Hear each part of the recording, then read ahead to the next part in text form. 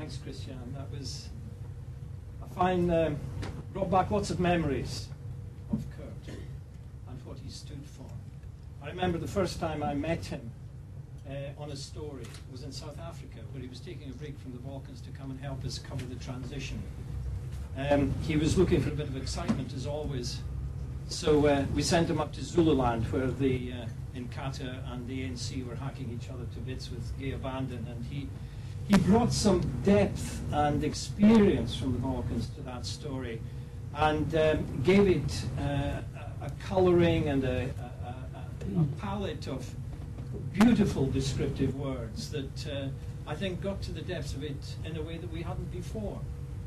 Anyhow, I'm sure Kurt enjoyed it, because the next transition story was in Hong Kong, where I was heading up the Reuters team there, and Kurt arrived again. And I was thinking, well, Kurt, it's a bit of a peaceable story. There's really nothing much going on.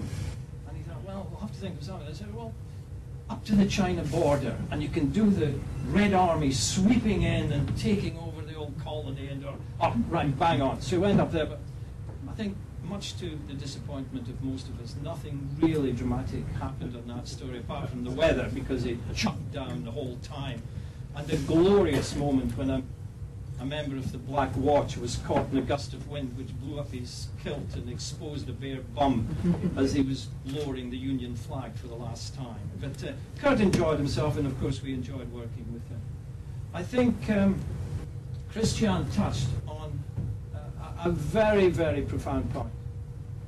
That in days when journalists now, particularly in the Western world, especially in the Western world, are held in such low esteem, I think we're down there amongst the estate agents, second-hand car salesmen, and even politicians, that serious reporters who report stories as fearlessly and as correctly and as truthfully as they can, with a dedication to the truth and exposing the dark side of our society, are not as appreciated as they once were. Except, funnily enough, in their own countries. One of the things I've learned since we started up the International News Safety Institute was that the journalists today most under threat, and most of the journalists being killed, are not the international war correspondents. They are the local journalists working in their own countries, trying to do a daily job of uncovering the dark side of society, of covering crime and corruption and political skullduggery. And they're dying by the score. Their dedication is really, truly amazing when you think of the lack of support and the general lack of recognition that they have. Yet they go out there daily to provide the news. Almost 1,000 of our colleagues in the news media have died since that dreadful day in May 2000, when Kurt and Miguel Gil Marino were killed in an ambush in Sierra Leone. The figures have been rising inexorably. Each year, it seems, is worse than the year before. A record 168 of our colleagues died last year trying to cover the story. Today, as of now, we're up to 166. So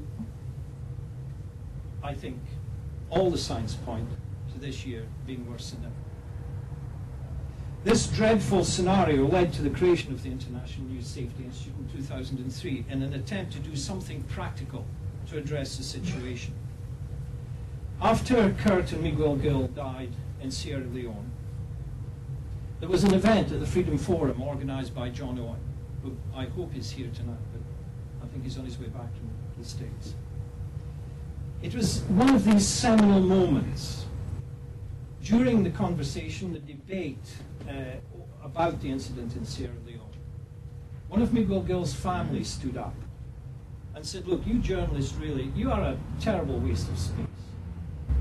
When something horrible like this happens, you all get together, you beat your breasts, you moan and groan, then you go out and get drunk and forget all about it. So we decided then that something lasting had to be done.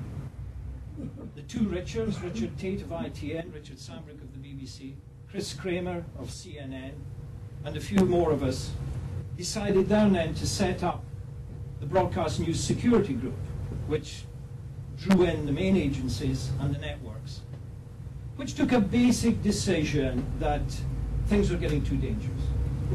And we decided to try to remove the competitive element when journalists' lives were at risk. We recognized that conflict reporting could never be safe. We recognized that efforts towards safety could lead journalists down the path of avoiding good stories, of being safer rather than storifying the situation. But I don't think that's happened. But what we have done since then, and started to do then, was introduce a much more professional approach towards safety on the story, and a much more caring attitude amongst colleagues to look after one another's backs, as well as learning the basics of looking after themselves. So the Broadcast News Security Group then led indirectly to the formation of INSEE, which took the view, as the Broadcast Security Group did, that if journalists didn't look after themselves, nobody else was going to. We've achieved quite a bit since then, in practical terms. Last December, almost a year ago, we got a resolution through the UN Security Council which addressed for the first time the issue of the safety of journalists in conflict. We persuaded the British Army, the first of other militaries, I hope, to put journalist safety into their media military operations handbook for the first time. We conducted a global survey of the number of journalists who have died over the past 10 years in order to bring the facts to the international community. And I don't think many of us, even in the business, realized how awful the death toll was, and that 2/3 of all journalists who died were murdered. They were targeted for what they do. Worst of all, in more than 8 out of 10 of these cases, no one has been brought to justice. The question of impunity still torments us as we try to perform our work. INSEE, in this time, has trained, we started off in 2003, and we've provided free safety training to almost 700 journalists in the developing world, in 15 countries. We've just finished a course in Afghanistan. We've trained something like 130 journalists in Iraq.